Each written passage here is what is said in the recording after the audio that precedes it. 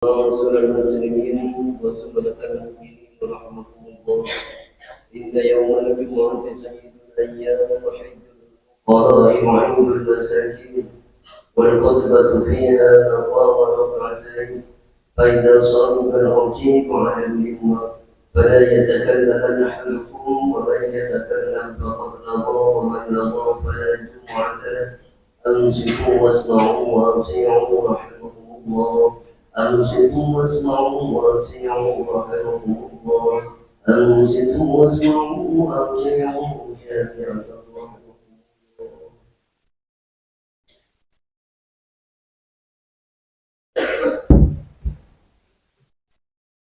اللهم صل على سيدنا محمد. اللهم صل على سيدنا محمد. اللهم صل وسلم على سيدنا محمد وعلى آل سيدنا محمد أجمعين. اللهم قوم الإسلام المسلمين والمسلمات والمؤمنين والمؤمنات وانصرهم على المعاندين. رب اهدنا منك بالخير غير خير الناصرين برحمتك يا أرحم الراحمين.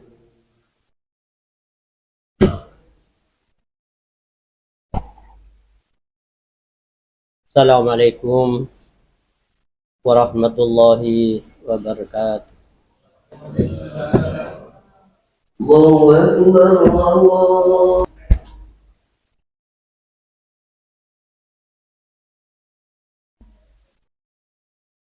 Alhamdulillah. Alhamdulillahi rabbil alamin. Wa bihi nasta'inu ala umuri dunya waddin. Asyhadu an la ilaha illallah wahdahu la syarika lah.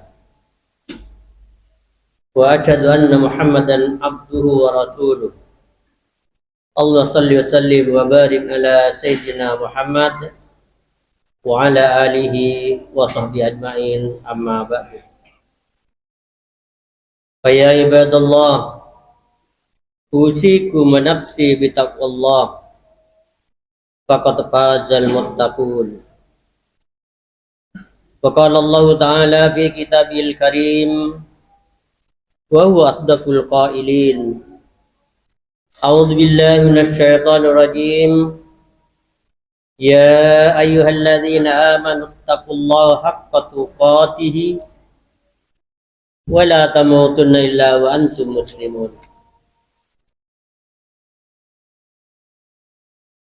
Kaum muslimin jemaah salat Jumat rahimakumullah. Awal sekali marilah kita panjatkan puji syukur. Alhamdulillah kehadirat Allah Subhanahu wa taala yang telah memberikan karunia nikmat sehat dan sempat sehingga pada siang hari ini kita bisa hadir di masjid ini untuk melaksanakan kewajiban sholat Jumat secara berjamaah. Sebagai rasa syukur, marilah kita tingkatkan amal ibadah kita, ketakwaan kita kepada Allah Subhanahu wa taala dengan berupaya melaksanakan segala perintah-perintahnya dan menjauhi larangan-larangannya. Kaum muslimin jemaah salat Jumat rahimakumullah, Allah menciptakan manusia hidup di dunia ini adalah untuk beribadah. Bagaimana firman Allah dalam surat Az-Zariyat ayat 56. A'udzu billahi minasy syaithanir rajim. Wa ma khalaqtul jinna wal insa illa liya'budun.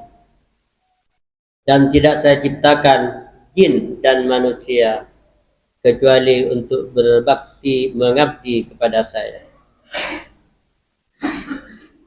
Ayat ini menunjukkan, memberikan petunjuk kepada kita bahwa sebetulnya manusia hidup dunia ini adalah untuk beribadah, berbakti, menyembah hanya kepada Allah Subhanahu wa taala.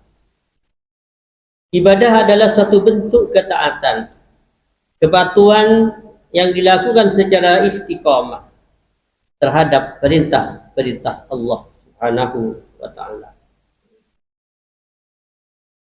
Kaum muslimin jemaah salat Jumat rahimakumullah, untuk bisa melaksanakan ibadah dengan sebaik-baiknya, maka setiap manusia harus mengalami 3 tahapan. Tahapan pertama yaitu memantapkan iman yang ada dalam dada kita. Kita tanamkan tauhid semenjak anak kita baru lahir, dilanjutkan dengan pendidikan baik formal maupun tidak formal, sehingga kita mengenal Allah Subhanahu wa Ta'ala, di mana Allah itu adalah Sang Pencipta, Allah yang mengatur segala kehidupan di alam dunia ini, dan Allah yang memberikan rizki kepada makhluknya.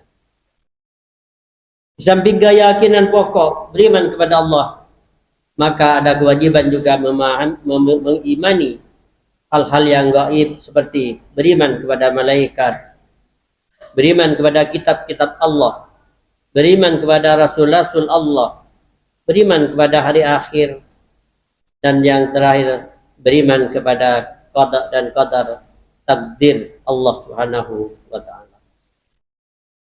Ketika seseorang dikatakan beriman, disebut mukmin, yaitu telah seketika telah mengucapkan kalimat tauhid dengan yakin, la ilaha illallah Muhammadur Rasulullah. Selanjutnya meningkat kepada tahapan kedua, yaitu penyerahan, yaitu yang kita kenal dengan Islam, dan orang yang menyerahkan diri itu disebut Muslim.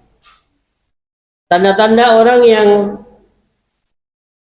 beriman, yang menjadi Muslim, yaitu ketika mereka mengucapkan 2 kalimat syahadat, asyhadu an la ilaha illallah wa asyhadu anna Muhammadar Rasulullah.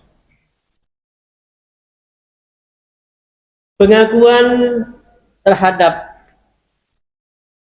Allah dan Rasulnya itu diperkuat dengan melaksanakan perintah-perintah dalam Islam, yaitu membaca 2 kalimat syahadat, mendirikan sholat 5 waktu, membayar zakat, berpuasa selama bulan Ramadan, dan melaksanakan ibadah haji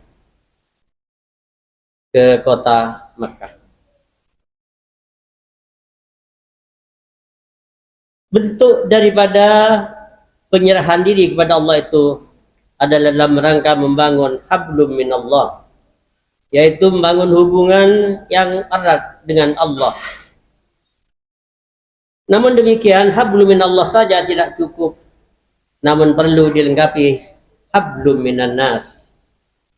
Hablum minan nas itu ikatan antara sesama makhluk, khususnya sesama manusia, di mana Rasulullah telah memberikan petunjuk bagaimana kita membangun hubungan dalam hidup sehari-hari. Hubungan antara keluarga, antara anak dan bapak, orang tua, dengan saudara, dengan famili, bagaimana hubungan dengan tetangga, bagaimana hubungan dengan tekanan kerja di tempat kita kerja, apakah itu di pasar, di kantor, dan sebagainya.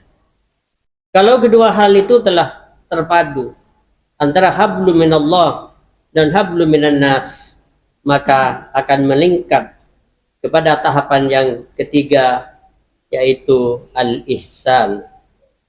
Ihsan artinya baik. Orangnya disebut muhsin, ya.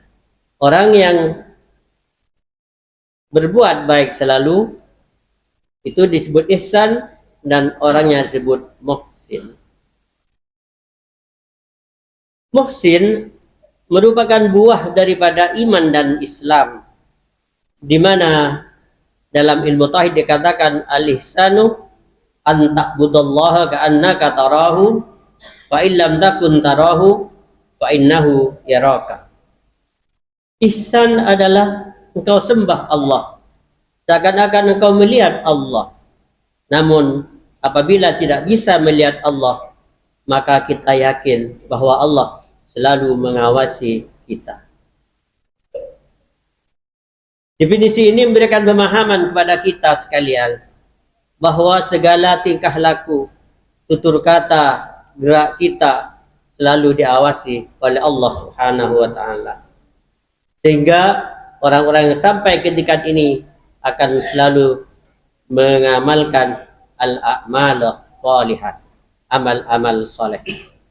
Amal-amal saleh inilah yang kemudian melahirkan al-akhlaqul karimah, akhlak yang mulia, sebagaimana contohkan Rasulullah Sallallahu Alaihi Wasallam.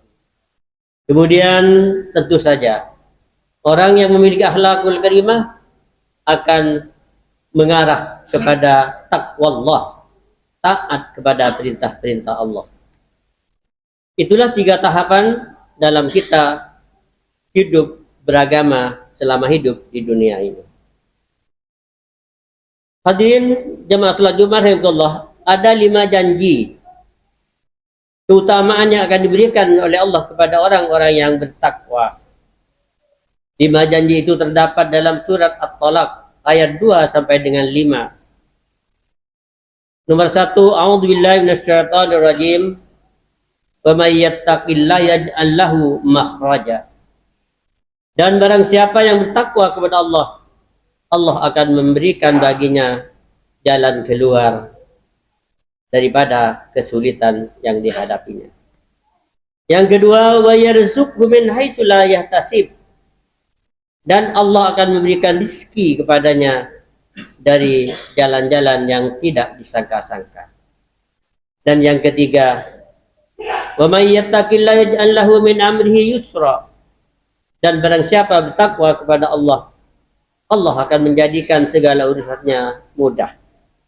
Itulah 3 hal yang akan diberikan oleh Allah kepada orang yang bertakwa. Kemudian yang keempat dan kelima itu akan disampaikan nanti di akhirat. Sebagaimana firman Allah, wa may yattaqillaha yukaffir anhu sayyi'atihi. Dan barang siapa bertakwa kepada Allah, Allah akan mengampuni darinya dosa-dosanya.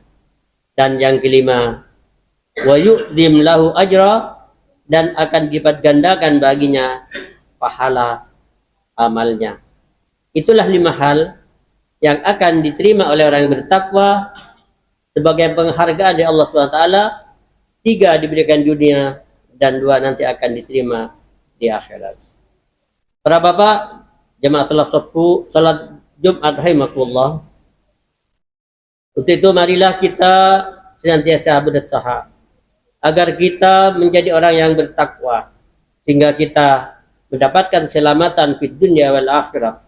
Sebagaimana setiap saat, khususnya selesai salat, kita berdoa, Rabbana atina fid dunya hasanah wa fil akhirati hasanah wa qina adzabannar. Barakallahu li wa lakum fil Qur'an wa nafa'ani wa iyyakum fihi min ayati wa dzikril hakim. Aqulu qawli hadza astaghfirullahal azim li wa lakum wa li sa'iril muslimin wal muslimat wal mu'minin wal mu'minat wa ya fawzal mustaghfirin wa ya najatat taibin bi qalbin salim. Allah